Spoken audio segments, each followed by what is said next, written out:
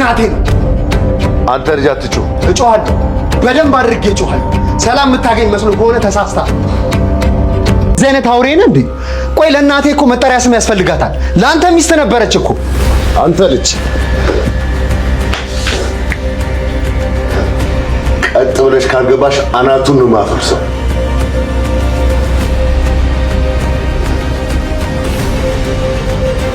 ምንድነው የሚያስቀባጥረው?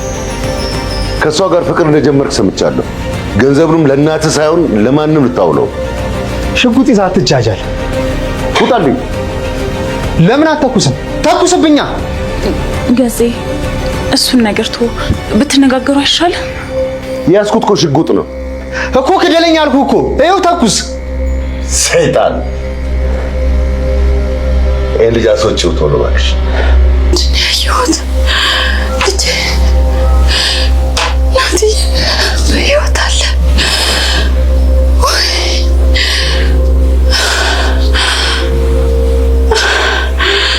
ትሁት የት ነው ያለሽው?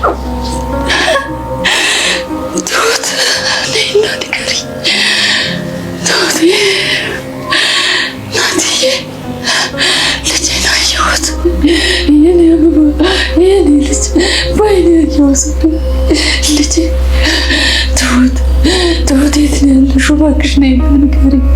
ምንድን ነው ያየሁት? ምንድን ነው ያየሁት? አትን ገንዘብ አልበላ አንድ ነገር ግን ቃል ልግባልህ። የምፈልገውን ያህል ብር ግን እንዲሰጥ ማድረግ እችላለሁ። ይሄ እኮ ነው የሚያናድደኝ። ለምንድን ነው የኔን ገንዘብ ሰው እንዲቀበልልኝ የማደርገው? ለምን? አንዳንድ ጊዜ ብልጥ ሁን እንጂ ናቲ፣ ሁሉም ነገር እኮ በቡጤ አይሆንም። አለሜ እንግዲህ የልጇን ድምጽ ሰምታለች ማለት ነው። ማመን አቅቷት ከክላስ ከወጣች በኋላ የጠረጠረችው ነገር በሙሉ እውን ሆኖላታል ማለት ነው። እስከዛሬ ድረስ ልጄ ሞቷል፣ አብቅቶልኛል፣ እኔም አብቻለሁኝ ብላ ስታስብና ስትጨነቅ የነበረችው አለሜ እንግዲህ የልጇን ድምጽ ስትሰማ ሰው ከሞተ በኋላ ድምጹ እንደሚሰማ ራሱ ተጠራጥራለች ማለት ነው። በፍጹም በቃ ጤነኛ አይደለሁም፣ አብጃለሁ፣ አላብድሽም የሚሉኝም ውሸት ነው ወይ? ናቲ ሞቷል፣ እንዴት ድምጹን ልሰማው እችላለሁኝ ብላ እንግዲህ በሩ ክፍት ስለነበር በአጋጣሚ ከፍታ ስትወጣ ልጇን አይተዋለች ማለት ነው። እንዳጋጣሚ ሆኖ ናቲ ከአባቱ ጋር እየተጨቃጨቀ ባለበት ሰዓት ነበር ድምጹን የሰማችው። ግን ስትወጣ አባትየው ደግሞ ናቲ ላይ ሽጉጥ ደቅኖበት ካልገባሽ አናቱን አፈርሰዋለሁ ሲላት እንግዲህ ድምጽም ሳታሰማ ገብታለች ማለት ነው።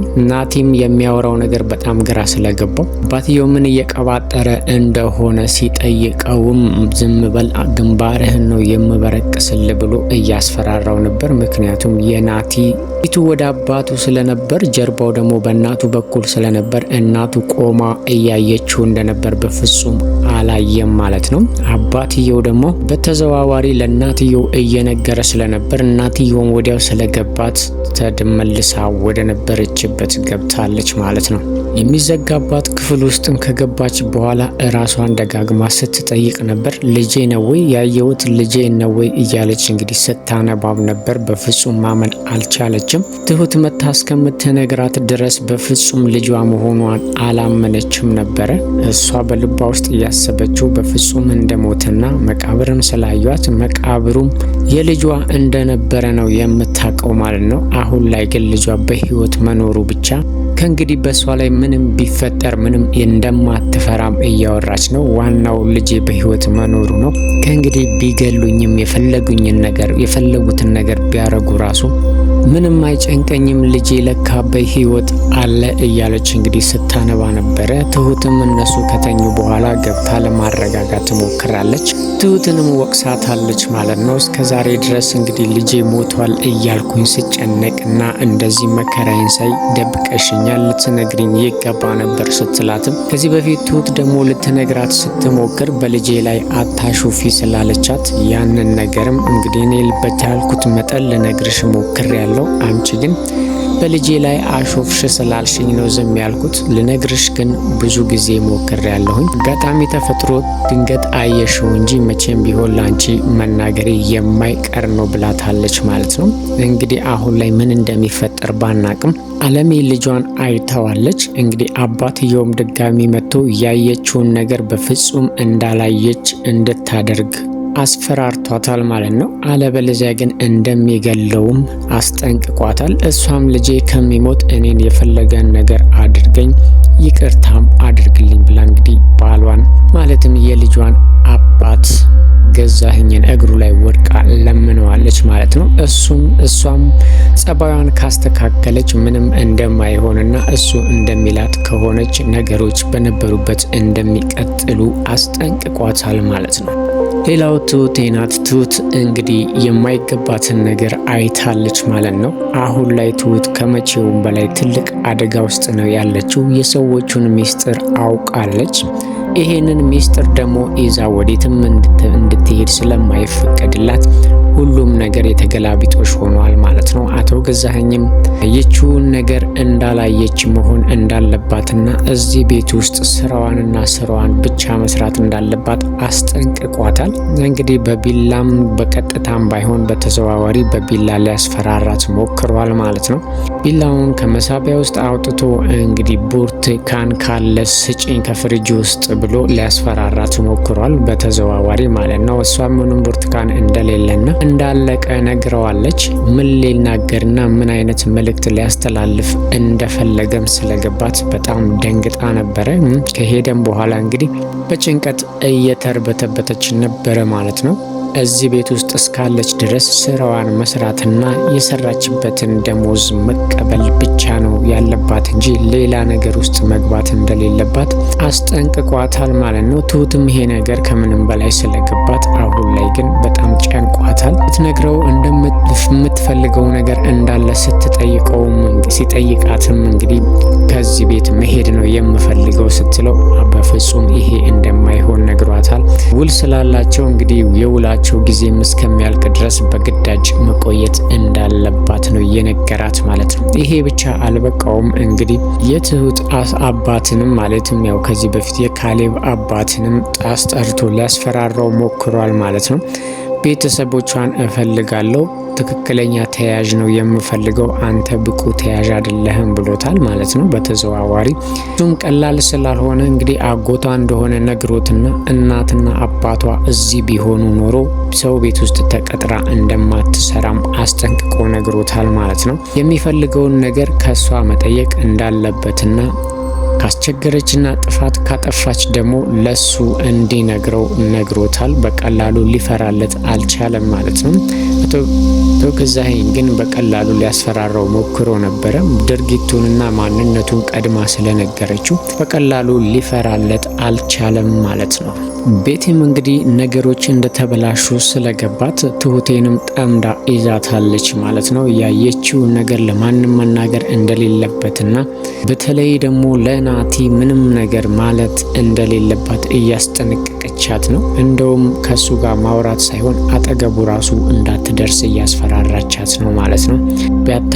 ሊያታልልሽ ቢሞክር ራሱ እንዳትሰሚው፣ እንኳን ላንቺ ለኔም አልበጀም እያለቻት ነው። እንግዲህ በሌላ መንገድም እየጠረጠረቻት ነው ያለችው ማለት ነው። ናቲ ደግሞ ትሁት ከምንም በላይ ትመቸዋለች። በጣም ነው እየቀረባት ያለው ማለት ነው። እስካሁን ድረስ ሁለቱም ምንም ነገር ባያስቡም ወደፊት የሚፈጠረው ነገር አይታወቅምና ቤቲ ይሄ ነገር ስላሳሰባት እሱም ደግሞ ከሷ ጋር ማለትም ቤቲንና ትሁትን እያነጻጸረ ከዚህ በፊት ለቤቲ ሲነግራት እኔ ከሰራተኛ ጋር እንዴት ነው የምታወዳድረኝ ስላለችው ይሄ ነገር ራሱ ስላለ ቤቲ አሁን ላይ ትሁት ላይ በጣም ትኩረቷን እያደረገች ነው ያለችው ማለት ነው። ስልክም ስታወራ ተደብቃ ስታዳምጣት ነበር። ሚስጥራችንን እያወጣሽ ነው ወይ ብላታለች። እንግዲህ ካዳመጥሽኝ እኔ ምንም አይነት ሚስጥር አላወጣሁኝም ብላታለች። ታለሜም እንግዲህ ምግብ ከበላች ስለቆየች እንድንስጣት ስትላትም አንቺ አይደለሽም እኔ ነኝ የማዘው የሚል የቁጣ ቃላትንም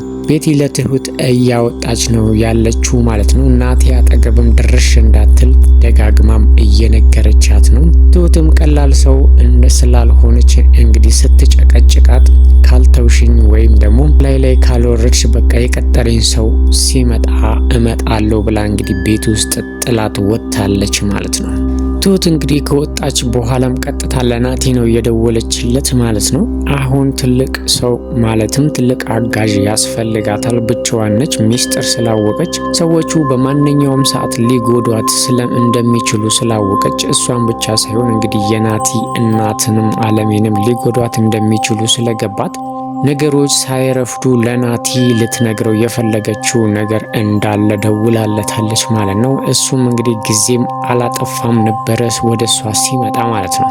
ቤቲም እንዳጋጣሚ ከቤት ስትወጣ እንግዲህ ትሁትና ናቲ አብረው ሲያወሩ አይታቸዋለች ማለት ነው። ድጋሚ አጠገቡ እንዳትደርስ ብትነግራትም ትሁት ግን ከቤቲ ከናቲ ጋር አይታታለች ማለት ነው። ይሄ ደግሞ እንደገና ለትሁት ትልቅ አደጋ ነው የሚፈጥረው ማለት ነው።